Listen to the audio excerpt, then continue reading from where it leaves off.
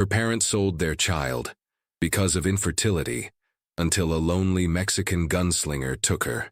The desert wind, a tireless sculptor, had long since stripped the mountains bare, leaving behind only the bleached bones of ancient stone and the hollow echo of what once was. It was a land where promises withered like unwatered crops, and hope, a fragile desert bloom, rarely found purchase. Ramiro, a man forged in this unforgiving crucible, felt the grit of it settle deep into his soul, a constant, abrasive companion. His movements were slow, deliberate, each step a testament to years spent traversing the sun-scorched earth, eyes perpetually scanning the horizon for a storm or a threat that might never materialize, yet always felt imminent. Loneliness for him was not merely an absence of company but a tangible weight, a shroud woven from regret and silent sorrow. It clung to him like the dust on his worn duster, a second skin that no amount of wind could ever truly scour clean. His face, etched with lines that spoke of more battles within than without, remained largely unreadable, a stoic mask that had perfected the art of concealing the tempest beneath. There was a quiet intensity in his gaze, an old fire banked low, ready to flare with a single spark. He moved through the world like a ghost, an echo of a life once lived, now merely endured. The small, isolated settlements he occasionally passed through offered no solace, only fleeting glances of suspicion or fear from faces hardened by their own struggles. He was an enigma, a whisper on the wind, a figure of dark legend and darker truth, his reputation preceding him like a dust cloud, promising trouble. Each dawn brought with it the same silent question, unspoken, unanswered. What was the purpose of these solitary days, these endless miles under a sky that offered no comfort? His only companions were the creak of leather, the jingle of spurs, and the relentless whisper of his own thoughts, a chorus of old wounds that refused to heal. The world had long ceased to offer him warmth, reducing life to a series of harsh calculations, survival the only constant variable. Yet sometimes, in the deepest quiet of the night, a faint, almost imperceptible tremor would pass through him, a ghost of a memory, a phantom touch, stirring the depths of a heart he had long believed to be barren. He knew, deep down, that something was missing, a vital piece of his fractured existence, an empty space that screamed louder than any desert gale. The air itself seemed to hum with an unspoken tension, a prelude to a reckoning, a twist of fate poised just beyond the visible horizon. It was a story waiting for its first violent tremor, for the moment when a solitary figure's isolated existence would collide with the raw, desperate machinery of human suffering, irrevocably altering the trajectory of every life it touched. Before we get into this tale, let us know in the comments where are you watching from, and subscribe if you want more content like this one. The dusty, sun-baked streets of El Oro were a stage for desperation, a place where the currency of hope was scarce and human worth often measured in coin. Ramiro watched from the shadowed recess of an adobe archway, his eyes, like those of a predatory hawk, fixed on the scene unfolding across the plaza. A grand carriage, incongruously elegant for such a desolate town, sat parked near the mercantile, its polished wood gleaming under the oppressive sun like a false promise. Two figures, stiff and pale as porcelain dolls, emerged from the building, their expensive attire a stark contrast to the threadbare surroundings. They were the buyers, he knew, their faces grim, a strange mix of triumph and unease etched upon them. But it was the third figure, clutched tightly in the arms of a woman whose face was obscured by a tattered rebozo, that held his gaze captive. A bundle, small and inert, wrapped in a coarse blanket. A child. The transfer was swift, brutal in its transactional efficiency. No tears from the mother, no lingering touch, just the heavy silence of a deed done, a debt paid, a soul bartered. The buyers, their eyes devoid of genuine warmth, took the bundle as if it were a fragile parcel, a valuable commodity acquired after much negotiation. The air thickened, heavy with unspoken anguish and the bitter tang of betrayal. Ramiro felt a cold, familiar dread seep into his bones, a resonance with an old wound he thought long healed. This was not merely a transaction, it was an amputation, a severance of the most fundamental bond. He saw the flicker of something in the mother's eyes, a fleeting, ghost-like sorrow that vanished as quickly as it appeared, subsumed by a deeper, colder resolve. She turned away, a phantom of a person, leaving the child, now an object, to her new, sterile fate. The buyers, devoid of genuine joy, simply held the child, their expressions unreadable, perhaps even tinged with a strange, sterile relief. This was the moment. The carriage door began to close, sealing the child away, perhaps forever. A choice, sudden and visceral, ripped through Ramiro. It was not a thought. It was a current, a fierce, untamed river of instinct that surged through his hardened veins. He moved, a silent shadow detaching from the wall, his spurs barely whispering on the cobblestones. The glint of steel, a blur in the oppressive afternoon light, was all the warning they received. A swift, decisive motion, honed by 1,000 skirmishes, and the child was no longer theirs. There was no negotiation, no plea, no room for discussion, only the cold, undeniable truth of a weapon pointed, unwavering. The buyers, stunned into silence, looked on as he gathered the small, still form into his arms, their faces transforming from sterile relief to a chilling, impotent fury. The air crackled with the raw electricity of a stolen life, a destiny violently rerouted by a man who had long believed he had no part in any destiny but his own. The silence that followed was broken only by the rapid thrum of his own pulse, a stark counterpoint to the distant, mournful cry of a desert bird. The child was impossibly light in his arms, a fragile weight that felt alien and precarious after years of holding only cold steel and the bitter weight of his own solitude. Ramiro rode hard, the rhythmic thud of hooves against the sun-baked earth, a dull counterpoint to the frantic beating of his own heart. He didn't look back. There was nothing there for him, only the ghostly eyes of the buyers, their silent, burning accusations, and the unspoken questions of the town, already forming into legends around the solitary figure who had dared to disrupt their callous order. The sun dipped below the horizon, painting the sky in fiery hues of orange and purple, a brutal beauty that mocked the tension coiling in his gut. He was a gunslinger, a man who dealt in death and solitude, not in the delicate burden of new life. What had he done? The question resonated like a hollow drum, each beat a fresh wave of uncertainty. He glanced down at the bundle, still and silent. Fear, primal and unfamiliar, pricked at him. Was it alive? He pulled back the blanket, revealing a tiny, perfect face, eyes wide open, staring up at him with an unnerving placidity. No cry, no protest, just an almost unnerving calm that seemed to pierce through his hardened exterior. The child was impossibly small, a stark contrast to the vast, indifferent desert stretching before them. Her eyes, dark and fathomless, held an ancient wisdom, a silent accusation, or perhaps a profound innocence that he had long forgotten. He felt a tremor pass through him, an echo of something long buried, a memory of a different touch, a different life. He had severed a connection, pulled this fragile being from one desolate path to an equally uncertain one, and the weight of that decision pressed down upon him. He continued to ride, the night growing darker, the stars emerging like a million pinpricks in the vast, inky canvas above. He found a secluded alcove in a rock formation, a natural shelter from the biting night wind. Dismounting, he laid the child carefully on his duster, its rough fabric a poor substitute for a cradle. He fumbled with his meager supplies, producing a leather flask and a dry biscuit. This was not the life he knew, nor the skills he possessed. He was a man of violence, not of tenderness. The silence of the desert was profound, broken only by the soft, rhythmic breathing of the child. He sat, his back against the cold rock, watching her, a sentinel against the encroaching darkness. A fragment of a memory, sharp and sudden as a splinter, pierced the quiet of his mind. The faint, sweet scent of lavender, a small hand reaching, a laughter like wind chimes. He pushed it away, a painful phantom. He was not that man anymore. He could not be. But the child, silent and observant, seemed to wait, an open loop in the tapestry of his solitary existence, silently demanding an answer he did not possess. The desert wind, a mournful lament, whispered secrets he refused to hear.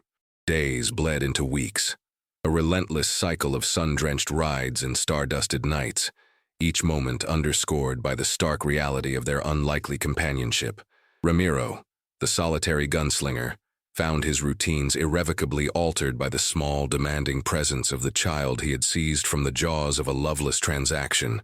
Elena, for that was the name he had inexplicably given her, remained largely silent, her large dark eyes absorbing the world with an unnerving intensity. She rarely cried, her needs communicated through subtle shifts in expression, a gentle tug on his worn shirt, or the quiet, persistent tremor of a tiny hand reaching for his. This quiet resilience in the face of such stark uncertainty chipped away at the formidable walls he had meticulously constructed around his heart. He found himself performing acts he had long considered foreign to his nature, meticulously boiling water over a meager fire, crushing dried berries into a crude paste for her, even fashioning a makeshift doll from scraps of cloth, a clumsy, almost pathetic attempt at tenderness. The irony was not lost on him. He, a man who dealt in destruction, was now charged with the delicate task of preserving a fragile life.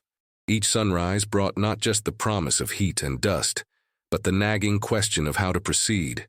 He was pursued, of that he was certain. The buyers, fueled by a rage born of thwarted desire and public humiliation, would send their hired men.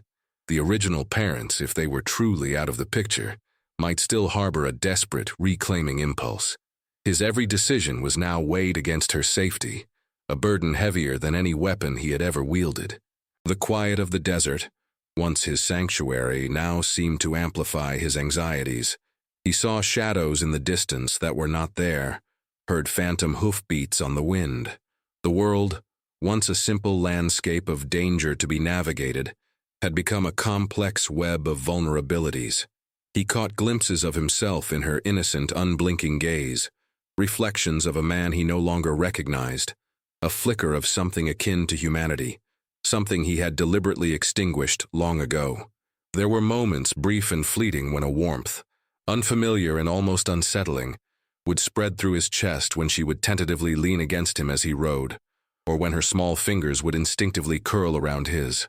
These were fragile sparks, threatening to ignite a fire he was ill-equipped to control. He was a man of the shadows, and she, a tiny beacon of light. How long could such disparate elements coexist in this harsh, unforgiving land? The journey was not just across miles of barren earth, but across the uncharted territory of his own shattered spirit, a slow, arduous progression towards an unknown destination, propelled by an act of defiance, and perhaps a desperate, unspoken plea for his own redemption. The campfire crackled, spitting embers into the vast, indifferent night, each spark a brief, brilliant testament to a life quickly consumed. Elena slept soundly beside him, her small chest rising and falling with the gentle rhythm of innocent slumber. Ramiro stared into the flames, their dance mirroring the chaotic flicker of old memories that refused to be quelled. The chill of the desert night seemed to seep into his very bones, a cold hand reaching into the forgotten chambers of his past. He closed his eyes, and the world dissolved, replaced by the ghost of a bustling, vibrant town, long swallowed by time and dust. It was not this barren expanse, but a place teeming with life, with laughter, with the scent of blooming jasmine and freshly baked bread. A woman's laugh, bright and melodic, echoed in the hollows of his mind, a sound that could once coax a smile from even his stoic lips. Maria. Her name was a whisper of pain, a scar across his soul that never truly healed. She had been the light, the vibrant color in his monochrome world, a grounding force against the chaos he carried within. They had dreams, simple and profound, a small home, a patch of land, the quiet joy of a family. He had been a different man then, not the hardened gunslinger, but a diligent worker, a man who believed in the promise of tomorrow. He had even dared to dream of a child, a miniature version of their shared hope, a legacy beyond the harshness of their daily lives. The laughter, the dreams, they all coalesced around the image of a small hand in his, a fragile grip, a world of possibility contained in a single, precious life. Then came the shadow, the sickness, a swift, merciless reaper that had swept through the town, leaving behind a trail of empty cradles and broken spirits. Maria, brave and defiant, had fought with every fiber of her being, but even her spirited will could not withstand its insidious grip. And their child, a boy, barely a year old, had been taken first, his small flame extinguished before it had truly begun to burn. The memory was a physical blow, a fist to his gut, robbing him of breath even now, years later. He had held his son, limp and cold, his cries echoing in a silence that would forever haunt him. Maria had followed days later, her final breath a whisper of his name, a desperate plea for him to remember the love they had shared, to not let the darkness consume him. But the darkness had been absolute. He had buried them both, 2 mounds of earth under a merciless sun, and with them, he had buried the man he once was.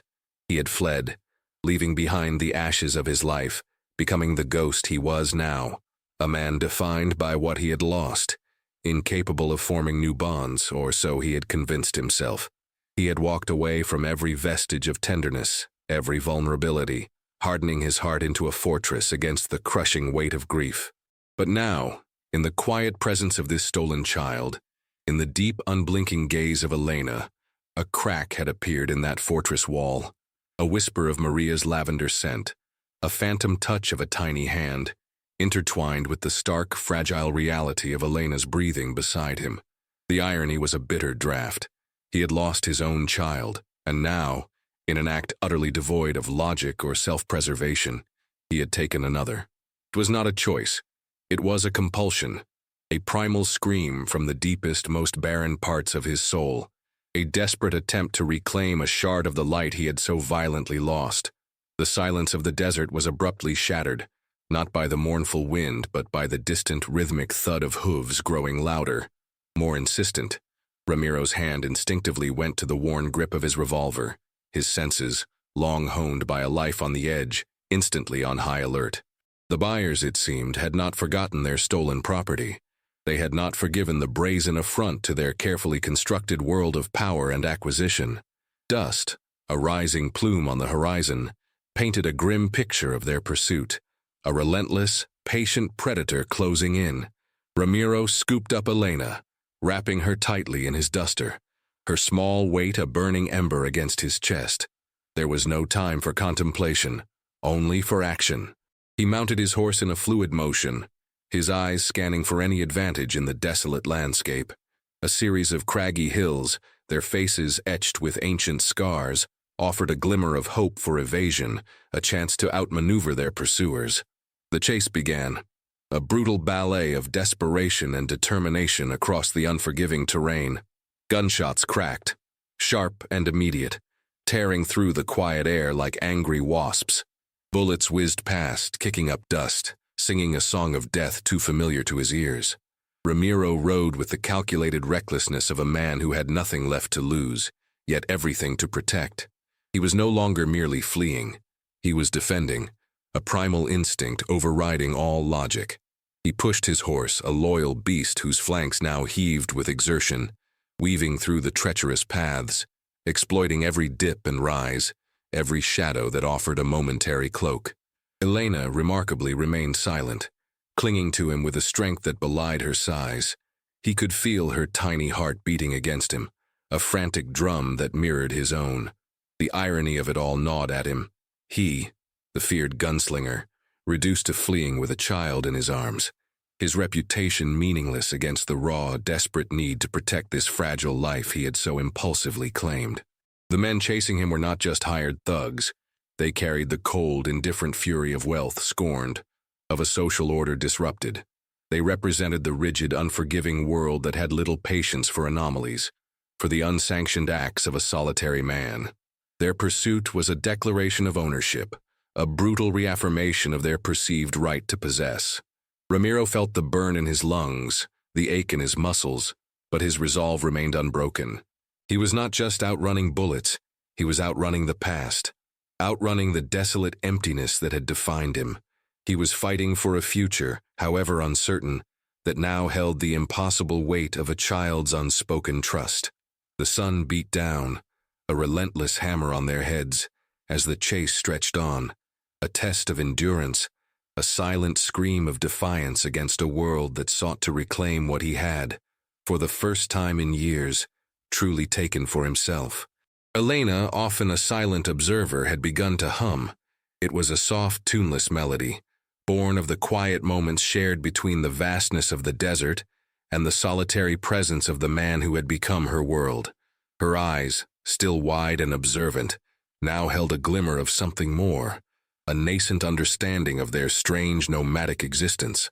She would watch Ramiro with an unnerving intensity, her small face mirroring his expressions, her tiny hand occasionally reaching out to touch the worn fabric of his duster, a gesture of unspoken connection.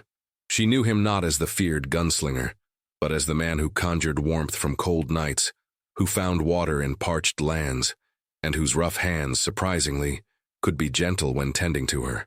To her, he was simply Papa, a word whispered in her dreams, a name she had yet to vocalize but understood in the language of presence and protection.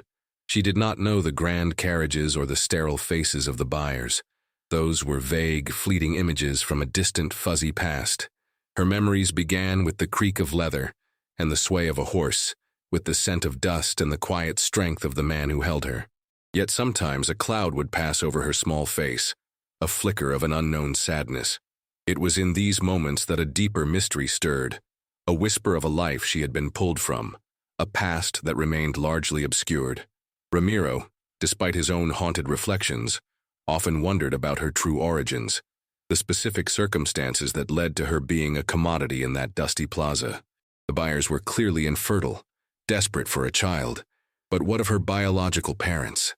The woman who had given her away had been a phantom, her face hidden, her reasons veiled. Was it poverty so absolute that it drove such a monstrous exchange?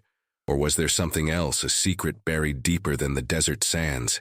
He recalled the way the woman had turned, so utterly devoid of a backward glance, almost as if she were shedding a skin, an unbearable burden. It haunted him, this image of an unmourned departure. What kind of parent could give up their own flesh and blood so utterly, without a tear? The official story of infertility and sale felt too simple, too clean for the tangled tragedy he had witnessed. There was an open loop in his mind, a question that persisted, refusing to be tied off. He considered the possibility that the transaction was not as straightforward as it appeared, that perhaps the child was not simply sold, but liberated from a fate even more grim. This thought, once fleeting, now clung to him, a faint hope in the darkness. Elena's occasional, almost imperceptible shiver, even in the warmth of the sun, suggested an old cold that still touched her small spirit. She was a silent, living question, carrying within her the unspoken answers of a past that might yet emerge, demanding to be seen, demanding to be understood. The town of Esperanza, a name ironically promising what it rarely delivered, rose from the horizon like a mirage. It was larger than the desolate outposts Ramiro usually skirted, a place of cobbled streets, a proper church, and enough people to make anonymity a fleeting luxury. This was where he had chosen to make his stand, a place where he could perhaps find answers, or at least a final, decisive confrontation. The air here was different, heavier, laced with the scent of wood smoke and old resentments. He had heard whispers on the wind, fragments of a story distorted and magnified by distance and fear. The buyers, powerful and influential, had not abandoned their pursuit. Their agents were everywhere, silent watchers, their faces cold and impersonal. Ramiro felt their eyes on him even before he saw them, a prickling sensation on his neck, the familiar weight of being hunted. Elena, nestled securely on his hip, seemed to sense the shift in atmosphere. Her small hand gripped his shirt tighter, her gaze sweeping the crowded street with an uncharacteristic nervousness. He felt a fierce, protective surge within him, a refusal to let this fragile life be swallowed by the machinations of others. He knew the risk.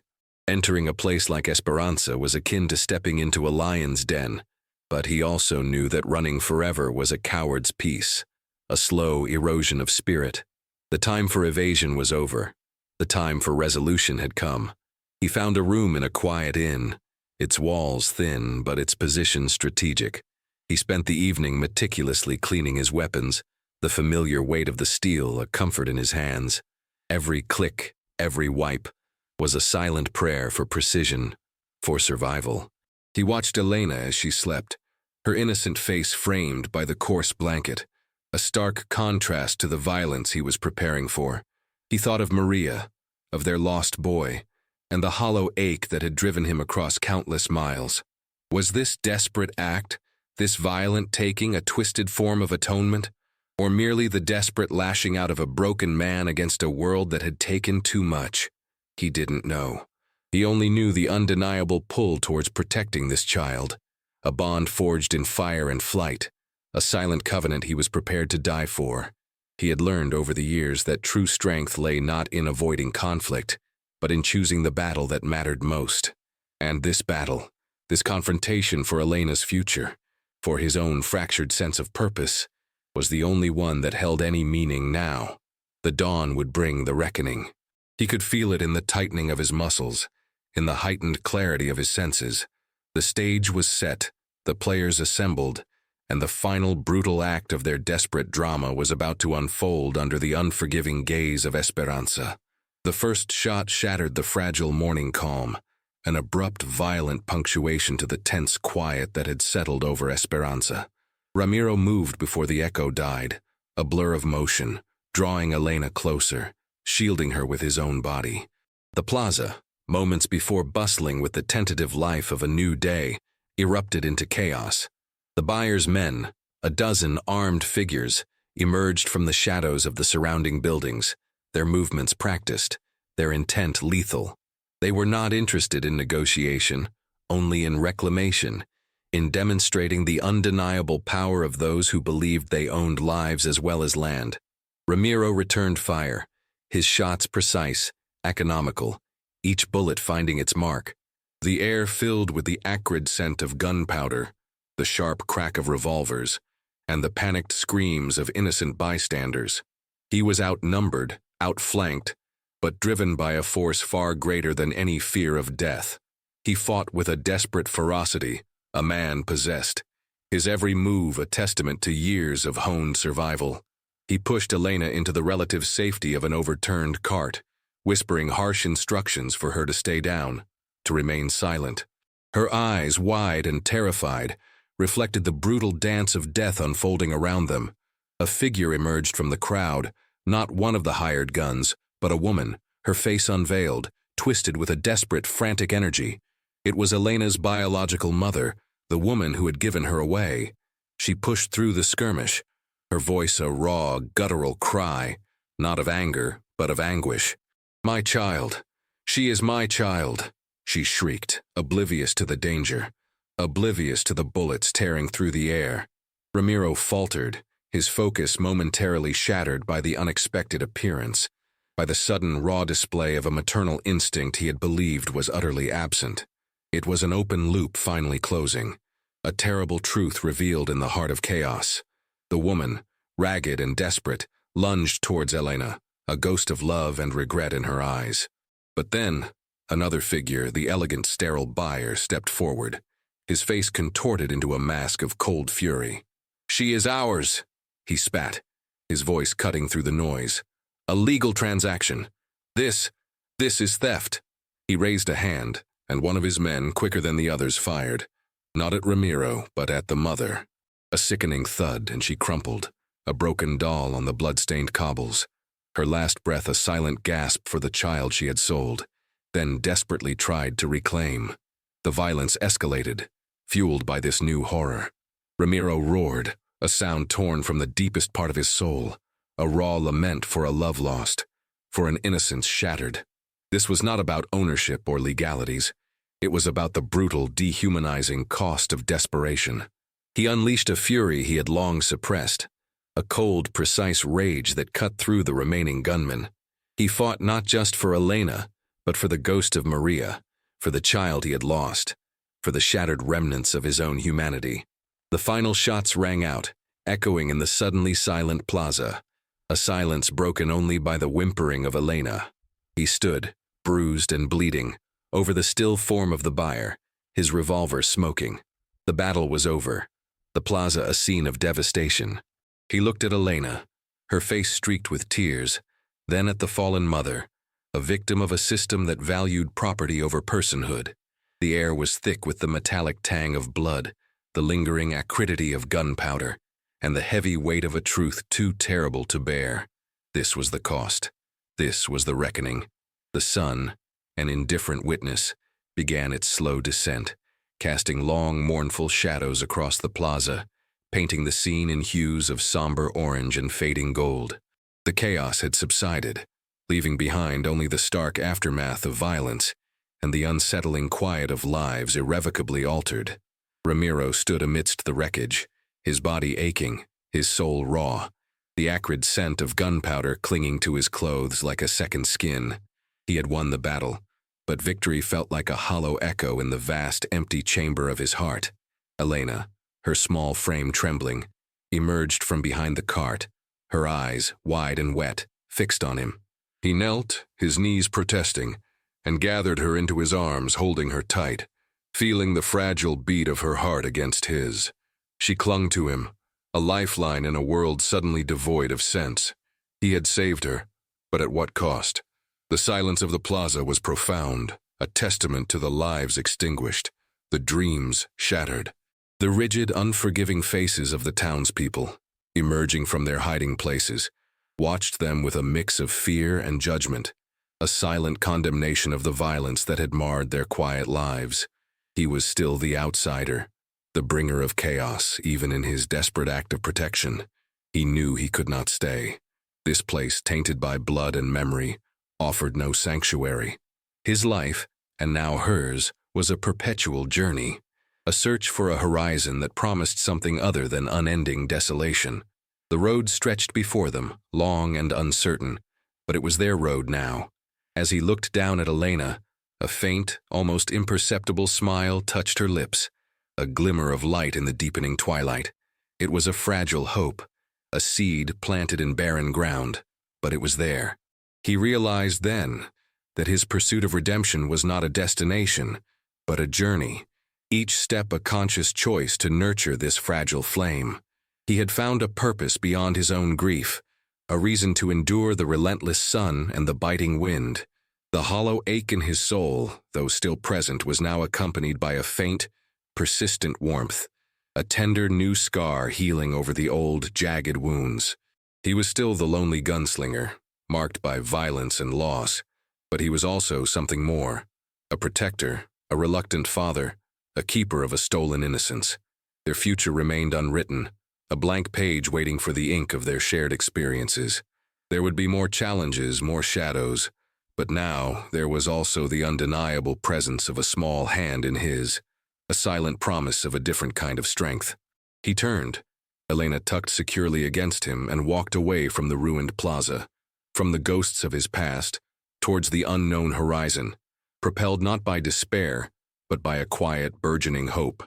The desert, once a symbol of his solitude, now held the promise of their shared journey, a testament to the enduring, paradoxical nature of life.